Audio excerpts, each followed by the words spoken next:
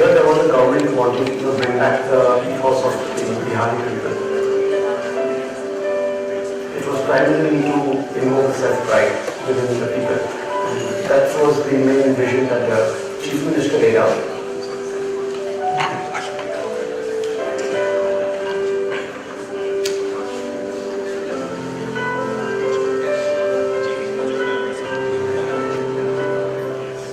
The competition itself was set up as a competition for an Indian architect to team up with an international architect who had museum experience.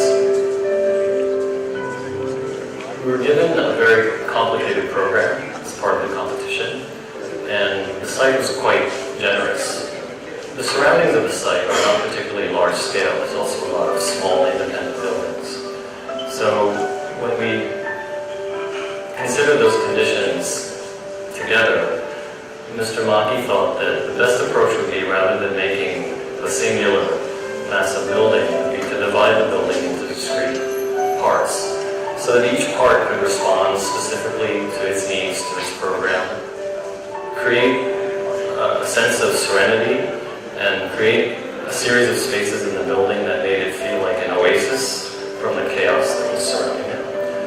And the strategy for doing that goes back again to dividing the building into parts and layers within the building of building space and open space and building space and open space. And that's where the whole strategy of building courtyard came into play.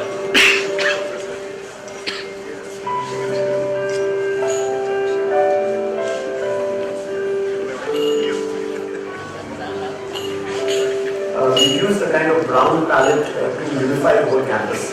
So there is granite at the base, and then there is corten, and that corten repeats at several locations, all through the length of Ring Road. The sequence of spaces was very clearly established in the program.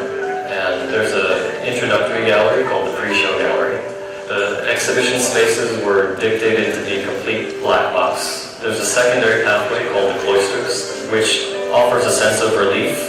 We thought it was important to have other ways to walk through the building, which connect you to the outside, which connect you to natural light. So it's a dual system of circulation that we've set up. One which goes through the galleries internally, and another which is the cloisters, which connects around the building separate from that. He was very conscious of not wanting to make the building too overwhelming, seem too large in the context. So by sloping the building back from the street, that was sort of the mechanism by which we tried to control the overall scale of the building and the feeling of the building within the site. It must be appreciated not only by client users but also by general public. In this sense, the building must be timeless, because time will be a final judge of buildings.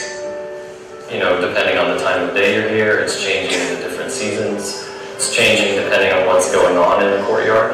I think that creates desire to come back here again and again. And I think that that's an important aspect in museums moving forward and trying to maintain their relevance. It's not just a place you go once, it's a place you go over and over. Maybe it's just a place you come with your family to spend the day or to spend the weekend.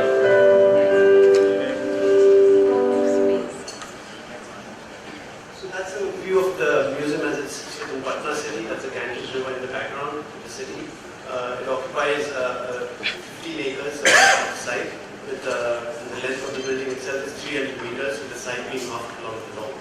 So I think what it's done as urban rejuvenation is I've been going to Patna for the last 8 years now, and you perceive the city as being almost 20 years behind the rest of India, and it's kind of catching up, and it's a large part of it is due to this building and what's happening immediately around it. The widest part of the site was given to the main program, that's the galleries, that's at the bottom, with the central area given to the entrances, and you have the children's gallery on the right one side and the main gallery on the one side, with the children's garden and then the parking beyond.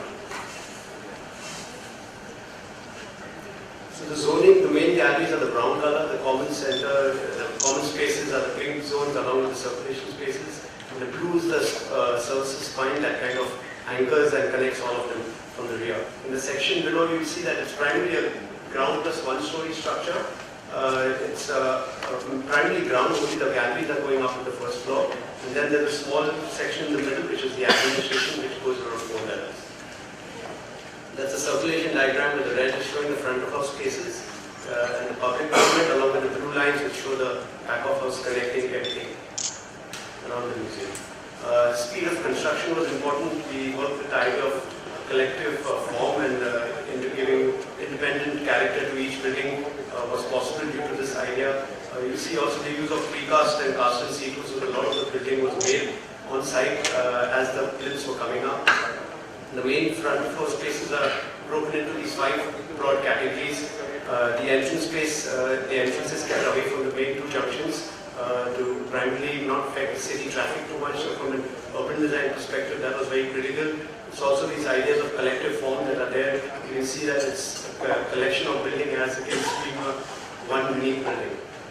The entrance area is characterized by this huge canopy, so 25 by 25 meter balanced cantilever.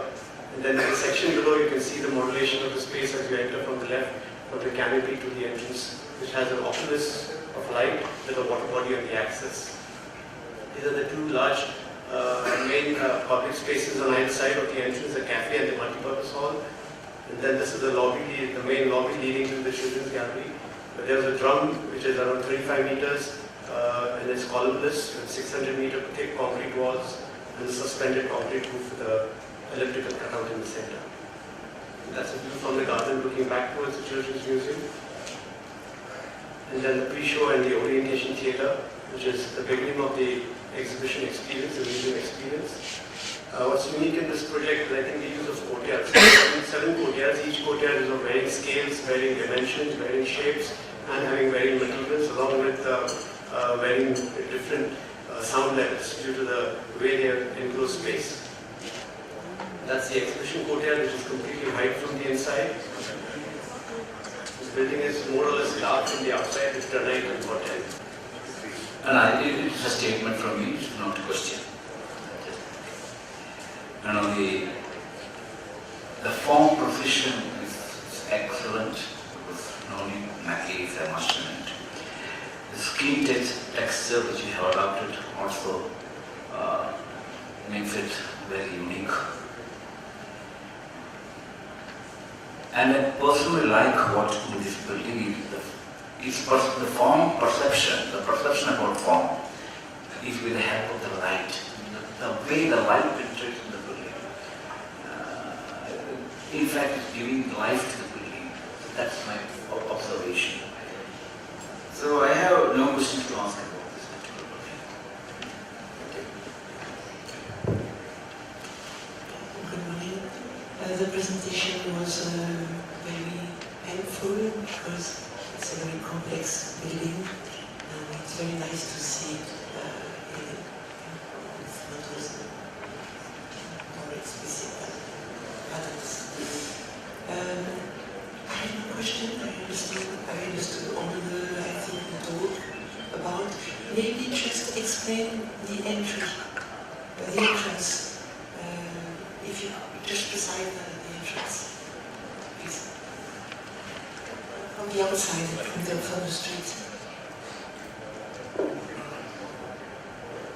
Yeah, so this Bailey Road's main street of Patna, there are actually 2 intersections, major intersections. One you can see at the bottom here and another one at the right of there. So the entrance was kept purposely away from these 2 intersections because in Indian cities are chaotic, and we've seen all how outside of public buildings, especially government buildings, end up being very,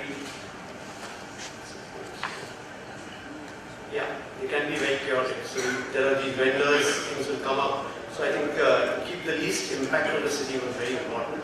There's a very understated entrance, it's just a canopy that kind of attracts people within it, as against, and you're trying to scale down the whole project as much as possible. It was very important. It's not here. It's not very visible from here. If you know the plan, you can see where it is. But now in this photography, it is there. Okay.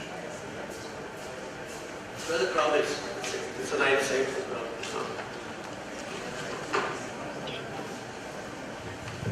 With the previous museum that we saw, my question is again about the internal circulation. You had that new gallery circulation guide. It is actually going in the periphery of the building, but it doesn't explain how it's connecting with the rest of the. You can just explain how it connects with the rest of the galleries. So this is a history. This is a history museum, and everything is chronological. And there was a very fixed sequence that was given to us, which we had to follow. So there was a plan which you showed. Yeah. So the galleries, you can see on the left-hand side, Roman collection. But there are two main circulations, one going to the children's on the right from the entrance, and then the main galleries on the left. The children's is all replicas. They don't have real genuine stuff, so it's lesser security. The main galleries on the left, which have the highest security, and then the red line inside is the loop that connects the various galleries around the way. And you also, there's a staircase in the middle which takes you up to the galleries on the top level. So it's a completely circular thing which goes historically. And then the service spine connects with the entire, so the whole museum can be serviced from the back side.